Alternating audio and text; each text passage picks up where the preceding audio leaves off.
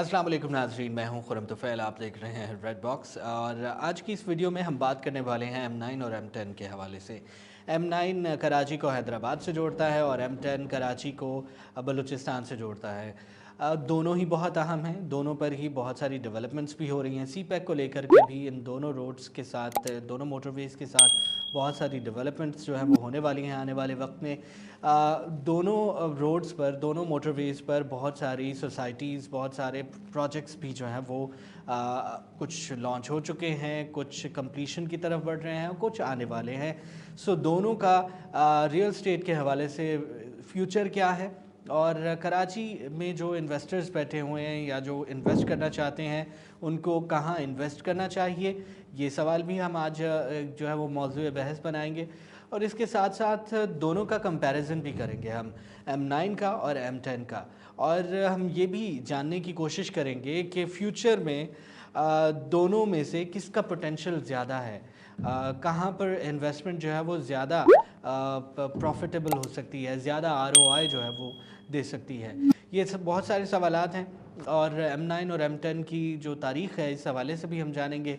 हमें ज्वाइन किया है आज हमारे रियल एस्टेट कंसल्टेंट मुस्लिम ने, मोहम्मद मुस्लिम हमारे साथ हैं। आइए उनको खुशामदीद कहते हैं और इस डिस्कशन को बाकायदा शुरू करते हैं। अस्सलाम वालेकुम मुस्लिम, कैसे हैं आप? वालेकुम सलाम खुरम, आप कैसे हैं? अल्हम्दुलिल्लाह बिल्कुल ठीक।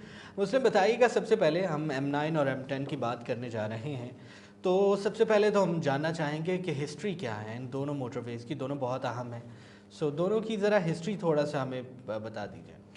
1947 में पाकिस्तान जब वजूद में आया तो उसके चंद ही सालों के बाद, बल्कि कुछ सालों के बाद ही हाईवेज़ को, मतलब गवर्नमेंट ने हाईवेज़ को बहुत ज़्यादा तरजीह दी।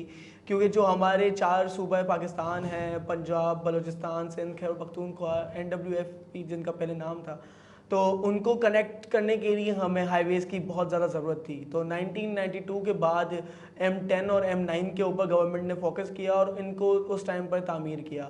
तो जो M10 है उसे बेसिकली नॉर्दर्न बाईपास कहा जाता है और M9 को तो कराची टू हैदराबाद वाला रूट कहा जाता है। तो 1992 के बाद ये दोनों ही रोडें, सड़कें, हाईवेज तामीर हुई और अब तक से लेकर, उस वक्त से लेकर अब तक सिर्फ M9 का ही कॉन्सेप्ट लेकर आया गया गवर्नमेंट की तरफ से, तो उसको 2 डबल रोड कर दी और बहुत ज़बरदस्त लेवल के ऊपर उसके ऊपर काम किया गवर्नमेंट ने।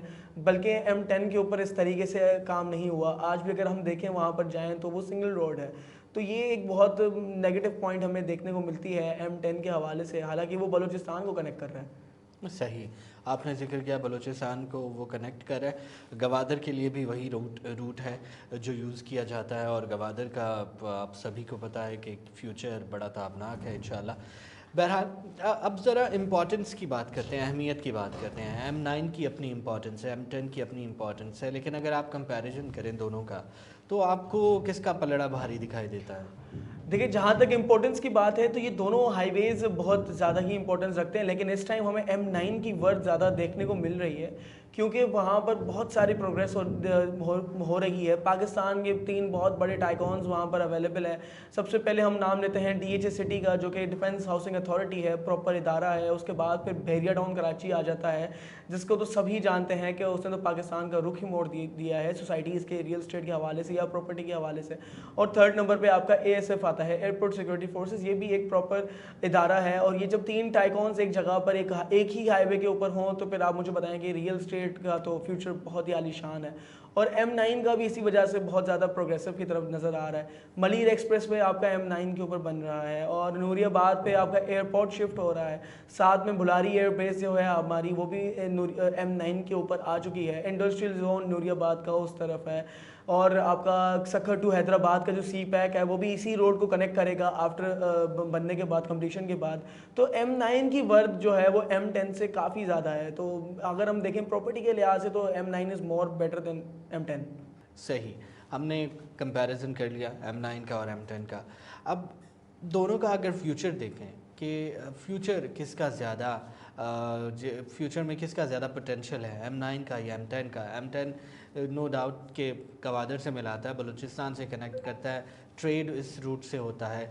लेकिन रियल स्टेट के एस्पेक्ट से अगर हम देखें तो बहुत सारी सोसाइटीज़ जो हैं वो M9 पे बन रही हैं, M10 पे भी हैं कुछ, लेकिन M9 पर की तरफ रुझान ज़्यादा देखने को मिल रहा है। इसकी वजह एक ये भी है कि ये शहर के साथ लगता है, शहर के ज़्यादा करीब है M10 की निस्बत।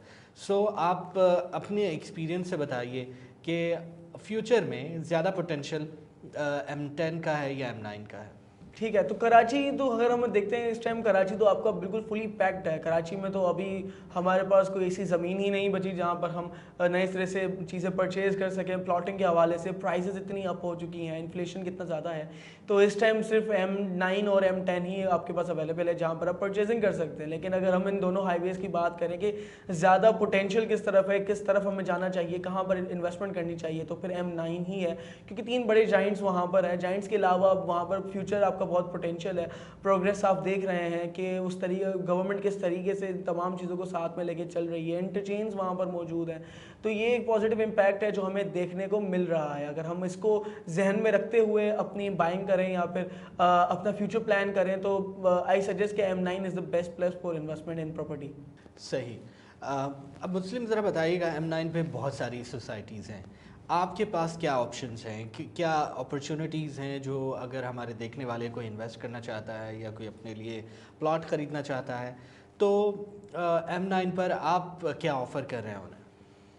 देखिए, M9 पर हमारे पास इस टाइम ASF है, एयरपोर्ट सिक्योरिटी फोर्सेस, DHA की ही तरह वो भी प्रॉपर इदारे का प्रोजेक्ट है और तमाम लीगलिटीज़ देखिए और बायलॉज के तरीके से ही वहाँ पर काम हो रहा होता है। इंस्टॉलमेंट पर आपको ASF मिल सकता है। ASF के बाद अगर हम जाते हैं छोटी इन्वेस्टमेंट के ऊपर जिसमें पोटेंशियल भी ज़्यादा हो, शॉर्ट टर्म के ऊपर भी चाहिए हो या लॉन्ग टर्म पे भी चाहिए हो, तो 2 सोसाइटीज़ हैं जो कि रेड बॉक्स की अपनी ज़ाती सोसाइटीज़ हैं, द मेज रेजिडेंशिया और सिटी 108। ये 2 अभी ऐसी सोसाइटीज़ हैं जिसकी लोकेशन भी बहुत प्राइम है और प्राइजेस भी बहुत कम है बनस्बत दूसरी सोसाइटीज़ के। तो ये 3 ऐसी सोसाइटीज़ हैं इस टाइम जिसके ऊपर आप फुली इन्वेस्टमेंट अपनी कर सकते हैं और डील्स को मैच्योर कर सकते हैं, शॉर्ट टाइम के लिए भी, लॉन्ग टाइम के लिए भी। सही। Thank you so much Mohammad Muslim आपके वक्त का। लेडीज़ एंड जेंटलमैन, हमने M9 और M10 को डिस्कस किया, इनका कंपैरिजन किया, पास्ट और फ्यूचर के बारे में सारी तफसीलात जानी और फ्यूचर में पोटेंशियल किसका ज़्यादा है और कहाँ पर इन्वेस्टमेंट करनी भी चाहिए और क्या क्या प्रोजेक्ट्स हैं जो मुस्लिम ने आप लोगों के साथ उसकी डिटेल्स शेयर की। अगर आप इन्वेस्टमेंट करना चाहते हैं तो स्क्रीन पर दिए गए नंबर पर आप कॉल करके मज़ीद डिटेल्स भी जान सकते हैं। आज की वीडियो से इतना ही। खुरम तुफ़ैल और मोहम्मद मुस्लिम को इजाज़त दीजिए। किसी और वीडियो में किसी और प्रोजेक्ट के हवाले से किसी और टॉपिक पे हम दोबारा आपसे बातचीत करेंगे। Till we meet again, it's good bye.